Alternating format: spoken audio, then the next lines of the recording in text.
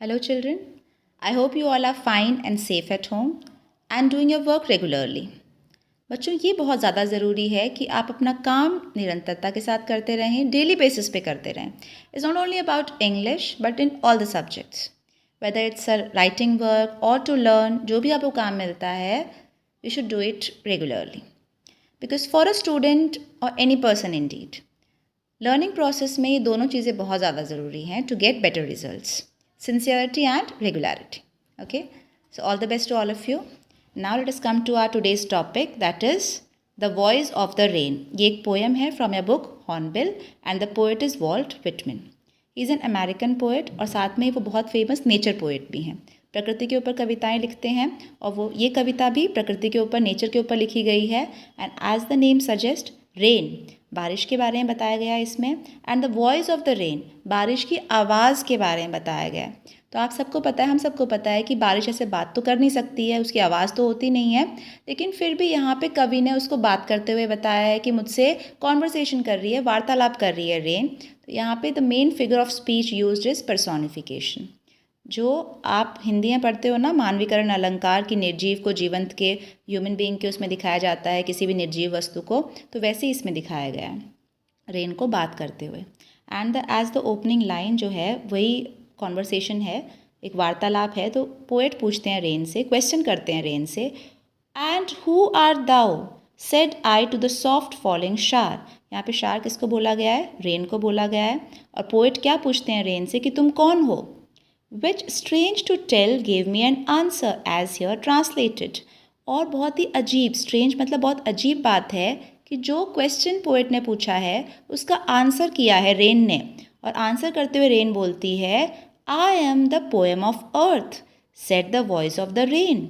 यहाँ पे रेन की जो आवाज़ है वो मुझे आंसर करते हुए बोलती है कि मैं धरती की पोएम हूँ.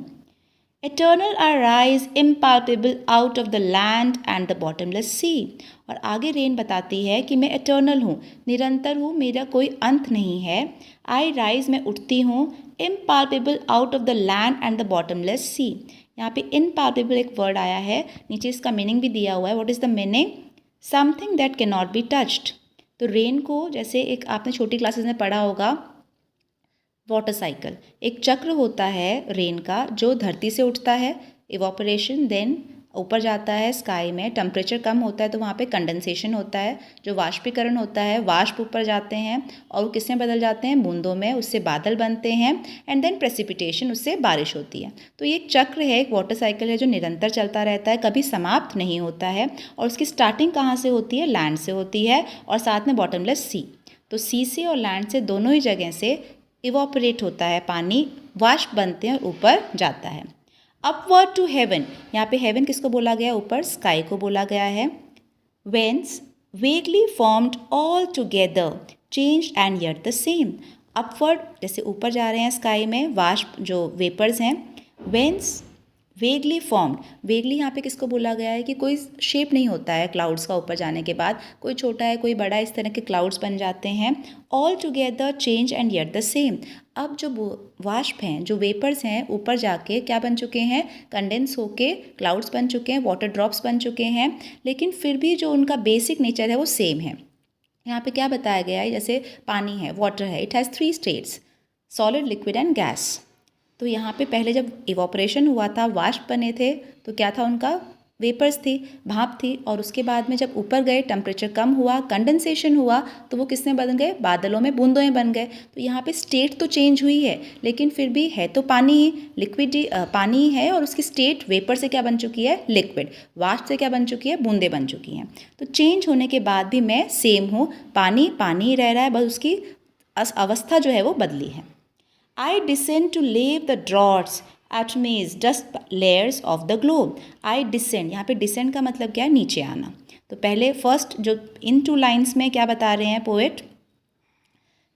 जो फर्स्ट एटर्नल आई राइज, इसमें बताया गया है कि वाष्प बन के इवोपरेट होके पानी ऊपर गया है. और हेवन, स्काई में पानी किस में बदल गया? जो वाष्प है वो किस में बदल गया है? पानी की अवस्था वेपर से ड्रॉप्स में, क्लाउड्स बन चुके हैं। एंड इन 2 लाइन्स में क्या बताया है, आई डिसेंड, मैं नीचे आती हूँ। ऑब्वियसली जो कंडेंसेशन हो चुका है, क्लाउड्स बन चुके हैं, वो प्रेसिपिटेट होके नीचे आएंगे, प्रेसिपिटेशन होगा उनका, बारिश में बदलेंगे जो क्लाउड्स थे हमारे। आई डिसेंड टू लेव द ड्रॉट, यहाँ पे एक वर्ड यूज़ हुआ है लेव, लेव मीन्स वॉश एंड डिसेंड मतलब नीचे आना। तो जो बादल हैं वो नीचे गिर रहे हैं वर्षा के रूप में। टू लेव द ड्रॉट्स, वॉश करने के लिए, समाप्त करने के लिए, धो देने के लिए। ड्रॉट्स का मतलब होता है कि सूखा पड़ जाना, drought.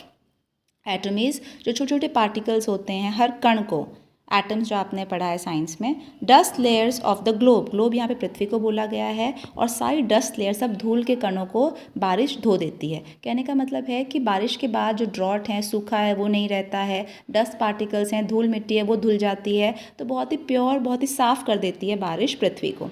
And all that in them without me were seeds only latent unborn. बहुत इंपॉर्टेंट है ये दोनों लाइनें भी।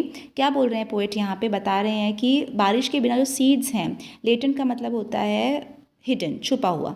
कहाँ पे छुपा हुआ है, बीज के अंदर एक प्लांट छुपा हुआ है, और अगर उसको बारिश नहीं मिलेगी तो वो वैसे ही रह जाएगा, अनबॉर्न, अजन्मा रह जाएगा पृथ्वी के अंदर ही। बारिश होती है तभी तो वो बीज जो है फूटता है और किसके रूप में आता है, प्लांट के रूप में बाहर निकलता है। So it's all because of rain. जो रेन है वही क्या कर रही है, प्रमोट कर रही है ग्रोथ को।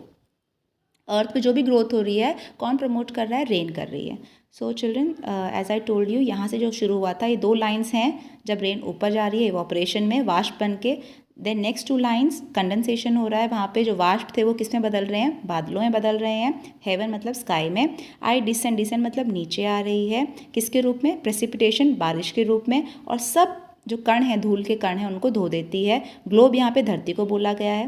And all that in them without me were seeds only latent unborn, और अगर मैं नहीं बरसती तो जो अजन्मे थे, सीड्स थे, उनमें से प्लांट कभी भी निकल के नहीं आते। And forever by day and night I give back life to my own origin. This is also very important. And forever, और ये निरंतर चलने वाला प्रोसेस है। वाटर साइकिल जो है एक चक्र है, जो धरती से शुरू होता है और अंत में कहाँ आ जाता है, धरती पे ही आता है। बारिश कहाँ से शुरू होती है, धरती से वाष्प बनने शुरू होते हैं, और जब बारिश आती, गिरती किस पे, धरती पे ही गिरती है। तो ओन ओरिजिन का मतलब है, ओरिजिन मतलब जहाँ से जन्मी होती है। बारिश जहाँ से जन्मी है वहीं पे आके वापस रुक जाती है, वहीं पे गिर जाती है। एंड फॉर एवर, ये निरंतर चलता रहेगा। बाय डे एंड नाइट, दिन रात चलता रहेगा। I give back life to my own origin, और जहाँ से मैं उठी थी धरती से, मैं उसी को ज़िंदगी देने के लिए दोबारा उस पर गिर जाती हूँ। And make pure and beautified, obviously ये तो है ही, जो ब्यूटिफाई है, जो पृथ्वी में ग्रीनरी आती है, it makes earth so beautiful bye growing trees and plants, और ये सब, और जो धूल मिट्टी है उसको हटा देती है। तो ब्यूटिफाई कर रही है यहाँ पे अर्थ को रेन, और प्योर कर रही है, बहुत शुद्ध कर रही है। So this is all about the conversation between poet and the rain. अब लास्ट की जो 2 लाइनें हैं वो ब्रैकेट में दी गई हैं। Why they are given in bracket, क्योंकि these 2 lines they are not the part of the conversation. ये जो फर्स्ट लाइन से लेके यहाँ तक तो आपका कॉन्वर्सेशन है, वार्तालाप है between the poet and the rain, लेकिन जो 2 लाइन्स ब्रैकेट में दी गई हैं, they are not the part of the conversation. यहाँ पे पोएट खुद एक निष्कर्ष निकाल रहे हैं। क्या निष्कर्ष निकाल रहे हैं, देखो। For song issuing from its birthplace after fulfillment wandering, wrecked or unwrecked duly with love returns. यहाँ पे पोएट क्या दिखा रहे हैं, एक समांतर दिखा रहे हैं। He is showing a parallel between song and the rain. यहाँ पे सॉन्ग एक गाने के बीच में और रेन के बीच में एक समांतर कैसे बताया पोएट ने। पोएट बताते हैं कि जब भी मैं कोई गाना गाता हूँ तो वो जो सुनते हैं लोग उन तक जाता है, और एक लव के रूप में मेरे पास वापस आता है। तो वैसे ही रेन भी धरती से उठती है, जब धरती पे वापस आती है तो धरती को इतना ब्यूटीफाई कर देती है, इतना सुंदर बना देती है कि then the rain start receiving love from the earth. और वैसे ही रेन रिटर्न में क्या मिलता है, उसको लव मिलता है फ्रॉम अर्थ। जैसे सॉन्ग को भी लव मिलता है रिटर्न में, क्योंकि लोग सुनते हैं, अच्छा होता है, अप्रिशिएट करते हैं, उसकी प्रेज़ करते हैं, कितना अच्छा सॉन्ग है। और पोएट को क्या मिलता है बदले में, लव मिलता है। तो वैसे ही रेन भी धरती से उठी, ऊपर वाष्प के रूप में कंडेंसेशन हुआ, बादल बने, और नीचे बारिश के रूप में गिरी, तो धरती को बहुत ब्यूटीफाई कर दिया, सारी धूल मिट्टी हटा दी, तो उसको भी अप्रिसिएशन मिलेगा, एक प्रशंसा मिलेगी धरती से, जो कि रेन के पास वापस जाएगी। बिल्कुल वैसे ही जैसे सॉन्ग को, पोएट को मिलती है सॉन्ग गाने पे। तो यहाँ पे he showing basically a parallel between the rain and the song. Ragged और अनरेड इसका मतलब क्या होता है कि केयर्ड फॉर और नॉट केयर्ड फॉर, लिसन्ड और नॉट लिसन। किसी ने सुना हो या ना सुना हो सॉन्ग, लेकिन फिर भी रिटर्न में तो हमेशा ही कभी को क्या मिल रहा है, लव मिल रहा है। तो वैसे ही कैसे भी आई हो रेन, किसी कहीं बरसी हो या कहीं नहीं बरसी हो, लेकिन धरती उसे हमेशा ही क्या देती है, love in return. So this is how the poem ends, and basically it is giving a message that how rain is so important for earth.